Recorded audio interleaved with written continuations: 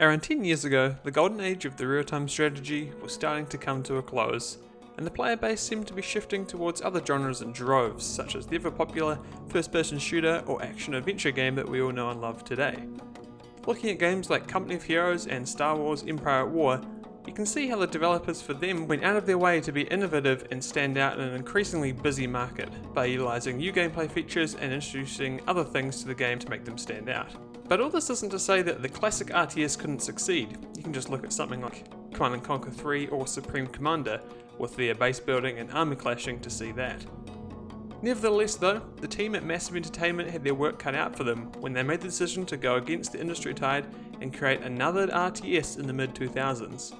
Suitably, the result was an innovative reworking of the quintessential RTS formula, drawing gameplay elements and aesthetic inspiration from radically different sources like Call of Duty and Red Dawn. And they had a winner on their hands.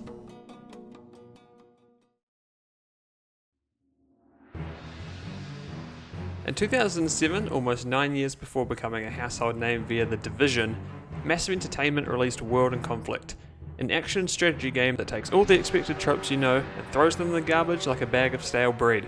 With a focus on action and tactics, they delivered a product that wasn't what people expected from the genre.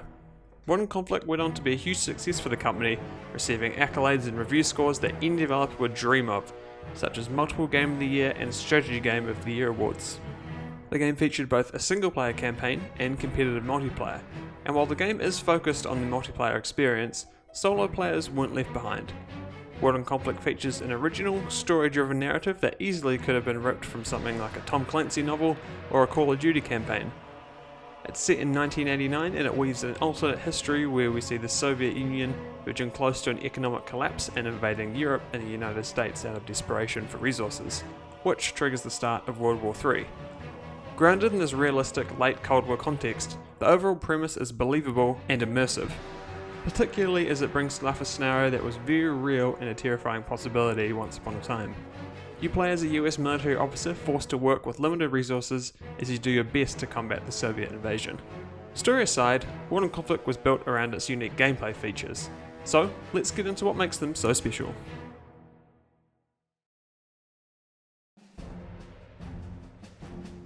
World in Conflict is not your traditional strategy game, for many reasons. For starters, it takes all the archetypal tropes of base building and resource gathering and kicks them to the curb. It also ditches the objective of building massive armies, instead giving you a limited number of units and requiring you to use strategy and tactics to effectively utilise them.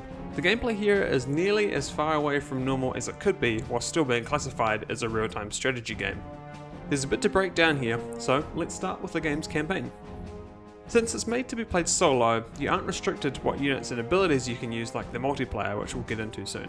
Instead, you're available to use what the game gives you, and this changes throughout the story as you unlock new abilities and units to use, as well as things like the story demands, such as the lack of units or specific units that can only be used at that time. I'll go into detail about the units and abilities themselves later, but what the campaign offers is a great starting out point if you're looking to get into the multiplayer, as it eases you into the game's multiple systems and intricacies as the story progresses. The campaign is honestly not that hard, and the AI can be pretty dumb at times. They often just charge all the units into a fortified position and just get totally obliterated without worrying. But it is fun, it's interesting, and it has enough variety between its missions with its different units, maps and scenarios to keep you from getting bored throughout its stay. And if you're just here for the campaign, you'll get a good time out of it. Next up, there's multiplayer. While you can also just joust with the AI and skirmish matches, this game is meant to be played as a squad with real people, as each person takes on a different role that focuses on specific things, and a full team must work together and utilise all their abilities to have the best chance of success. It works great when you've got a group of like-minded individuals working together and highlights how each role and even each individual unit can be so important to each match. For example, if you take the armour role, you're the best at fielding a variety of tanks and armoured vehicles into battle, and can deploy the most powerful armour in the game. You'll do great against light armour and support vehicles, but when it comes up to nimble anti-tank infantry or helicopters, it'll be difficult to effectively repel them with your very specific skill set. And that's where your buddy in the infantry role comes in, with his light vehicles and machine gun teams to dismantle enemy soldiers, and then your friend in the support division to bring in anti-aircraft guns to wipe out those helicopters. There's a huge number of situations just like this where the proper and effective use of units and tactics decides the outcome of a battle, and the gameplay is intensely satisfying because of that. Speaking of your units, as I said earlier, you don't build bases or armies in World in Conflict. It's done in an entirely different way. So when a match starts, you'll have some territory available and a certain amount of points that you can spend on deploying units available to you, and deploying them only takes 20 or 30 seconds. It's up to you and how you want to distribute the points.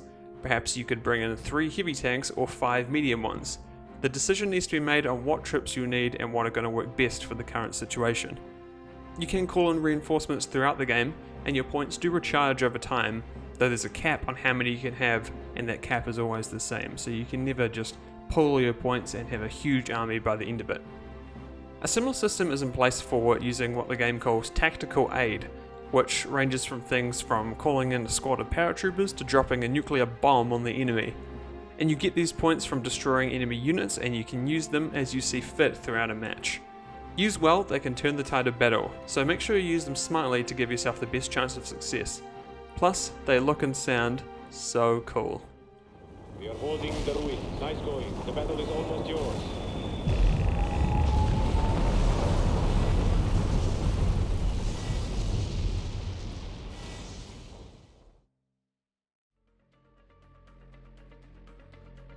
World in Conflict's audio is like its graphical effects. High quality, authentic, and extremely effective. Beginning with the soundtrack as I always do, the composer did a great job here.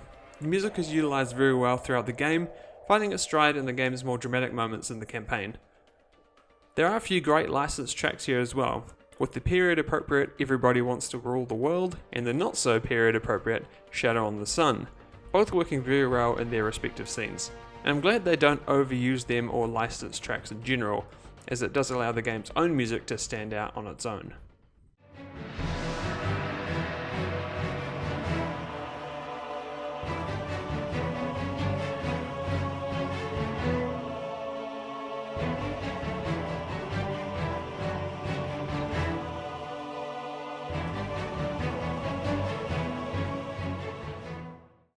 But what's better than the score are the effects. Things like airstrikes, tank cannons, missile salvos, they all sound amazing, and they pack an enormous punch, more than I've probably ever seen in any game. This makes every action you take feel really impactful, whether it's a tank firing a heat shell at an APC, or an airdropped hydrogen bomb detonating on your opponent's forces. The game's high production value is apparent in its pairing of really nice visuals and really outstanding sound effects. Also worth mentioning is the voice acting, which is pretty good all around. It does take a bit of a backseat to the sound effects, but it does a good job here. Some scenes it does stand out, and just all around the performances are great from most of the cast of the game. The game even has Alec Baldwin there to narrate some of the cutscenes, and he does a really great job in delivering the game's narrative in the little cutscenes between missions. The other actors do well at convincing you these could be real people, and they show great emotion and depth in many of the scenes throughout the game's runtime. And overall, it's a strong positive that the game has to offer.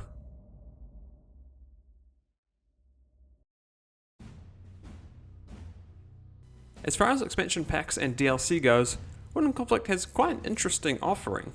It got one post-launch content pack in the form of World in Conflict Soviet Assault, which added some new multiplayer maps as well as a whole new branch of story missions that allowed the player to take command of the Soviet forces instead of the US or NATO ones that you are limited to in the base game.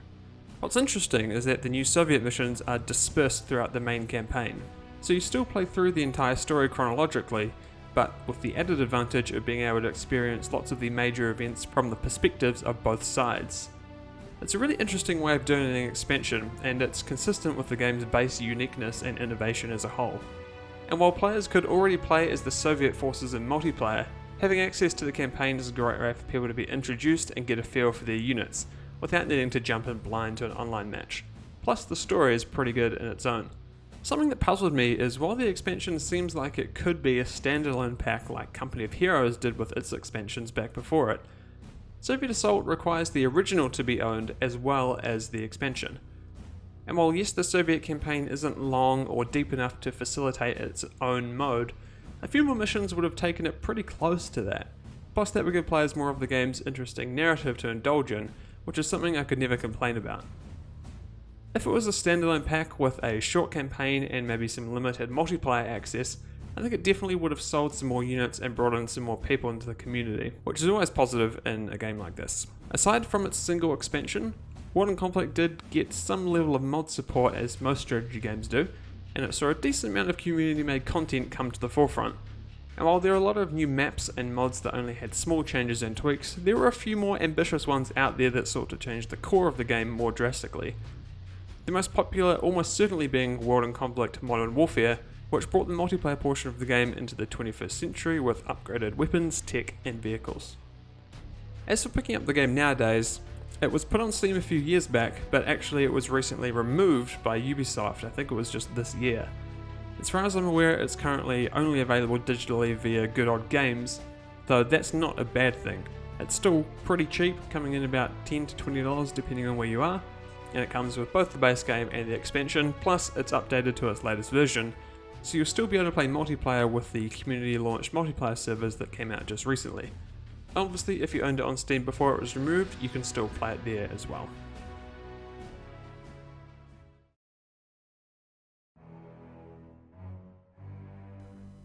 War and Conflict is a pretty easy recommendation to play in 2018, even if you're just interested in the campaign. And if you're keen to play multiplayer as well, you still can. Like I said, even though the official servers were shut down a few years back, some dedicated community members were able to reintroduce it quite recently.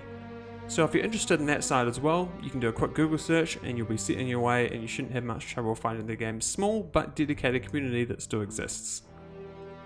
War and Conflict is one of those rare oddities. It's a game that was released into a genre that was so well established that it was borderline oversaturated, yet it proceeded to throw away the tropes of its peers and it succeeded because of it. With its unique take on the genre and high production values, I firmly believe that it stands as a shining example of a switched-on developer successfully injecting new life into a typically formulaic genre, something where the opposite occurs far more often than not. War and Conflict's engaging single-player campaign, satisfying moment-to-moment gameplay, and stellar presentation proved that with an inventive approach and the right ideas, an RTS could succeed in shaking off the genre's cliches to become a truly refreshing and original gaming experience. Thanks for watching everyone. Just a quick note here at the end, you might have noticed that last week we didn't have a video. For the next wee while I'm going to be moving to a 2-week cycle just because we've got some stuff going on outside of this and I'm pretty busy, so we're moving to 2 weeks and we'll see about moving back to that 1-week cycle maybe in the new year or so. But anyway, thanks for watching and we'll see you next time.